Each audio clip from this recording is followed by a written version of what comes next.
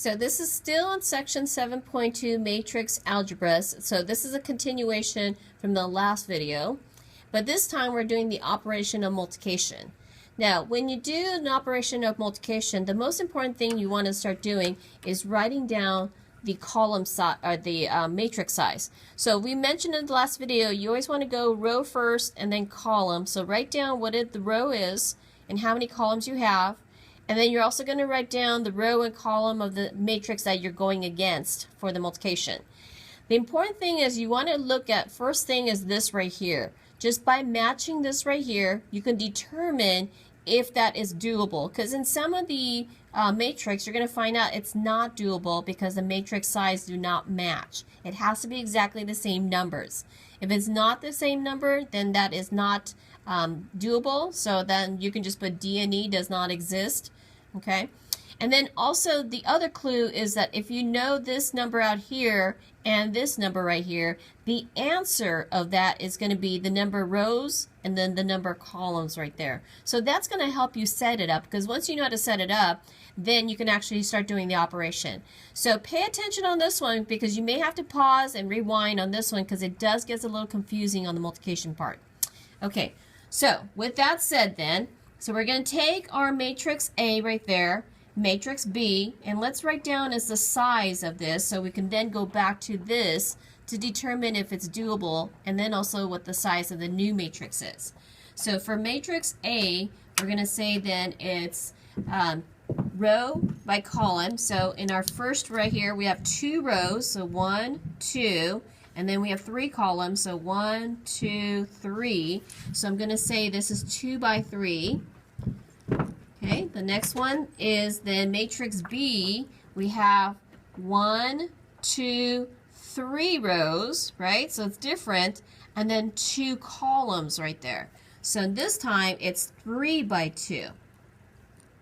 Okay, so the setup is then similar to what we just did up here. I did my row by column and then row by column. So the next part I need to do is now the insides of this right here. So which is this part and this part right here. We're looking at those numbers. If the numbers are exactly the same, then this problem can be done. If the numbers is not the same, let's say one's a 3 and the other one is a 2, then the problem cannot be done. So you're done with the problem. You just put does not exist. All right? Now, the last part we said that was that row right here and the column right there. That gives us a clue how to set up the answer column. All right, so in this case, it's a 2 by 2, so we're going to set the answer up as a 2 by 2, 2 rows, 2 columns. So that's what I kind of started off right here. So I got 2 rows, right, 2 rows and 2 columns going right there. So I start us right here, and then I'm going to go ahead and do the operation. Now on this one right here, it's multiplication. So as I mentioned in the last video, it's really, really important is the positioning. So in this position right here, where are we? Right, we're in the first row, first column. Okay, I'm emphasizing that. First row, first column. Because then you're going to take this A right here, and you're going to take the first row of this A right here, and you're going to multiply it to the first column number for the B part right there. Okay, so again, I'm going back to again. This position is first row, first column. So we take the A, first row, first column, and we're going to now multiply these guys right here and match it up.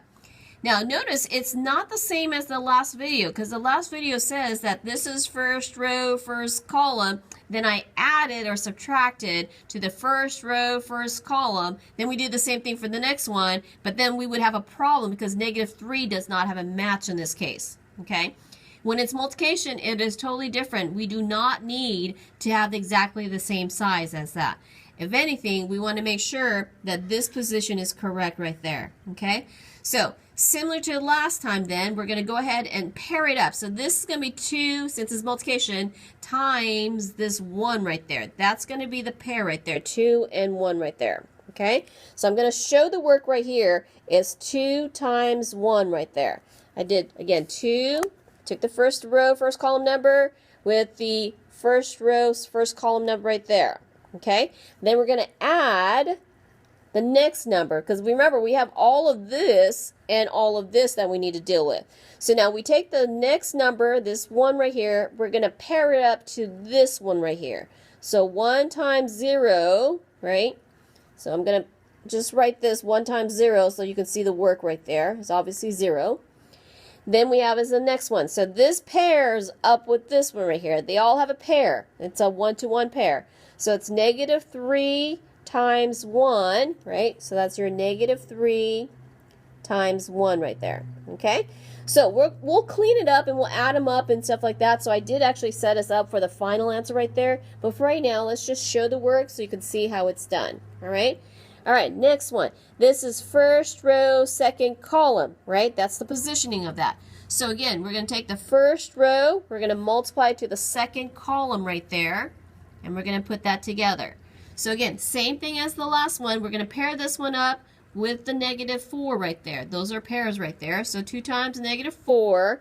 So that's the first part right here. 2 times negative 4 plus, and then we'll do the same thing. 1 times 2 is the pair right there. 1 times 2, right? So 1 times 2 plus, and then we do negative 3 times 0 right there. That's the pair for that negative 3. So negative 3 times 0. Okay, so we're done with that one. Okay, next one, we're going now to second row. So now this is second row, first column, right?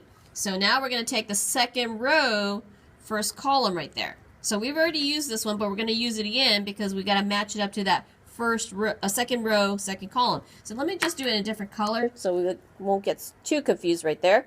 So I'm going to circle this right here and circle this because that's the positioning of that. So we're going to compare that. So now, since I got this right here again is second row, first column, I got my second row, first column right there. Okay, so now each of them have pairs. Remember, they match up. So 0 times 1 right there. So this right here is 0 times 1 right there plus, and then the second pair. So we get 1 times 0, right? 1 times 0, so here we have 1 times 0 plus, and then we have the next one, 2 times 1 right there. So 2 times 1, and then we're done with that one. Okay? All right, we got one more to do. So we have this second row, second column. So again, second row, right? Second column, which is all of this part now. Okay? So now let's match it up. So 0 times negative 4, right? Because that's the pair we got right there. 0 times negative 4 plus, and then 1 times 2, right? 1 times 2, that's the pair right there. And then the last one should be then 2 times 0. So 2 times 0. Okay? So all now we need to do is simplify to get our final answer right there. Okay, so let's go through this. So 2 times 1 is 2, that's 0, we're gone. This is going to be negative 3, so 2 minus 3 is negative 1. So our final answer is negative 1 right there. Then we do the same thing for this one. This is negative 8 plus 2 times 0 is gone. So negative 8 plus 2 is negative 6. So that's negative 6 right there. Okay, next one. 0 times anything. We love the zeros if you start doing this because it's gone right there. This is gone as well, so then we just have 2 times 1, which is 2, right? So that's our final answer right there. And then the last one right there, 0 times negative 4 is gone, gone. Beautiful. 2 times 1 is 2, so the final answer is 2 right there. Okay? And that's it. That's your final answer for A times B is this right here. That would be your final answer right there. Okay? All right, so that is what we're going to do for the multiplication part of this.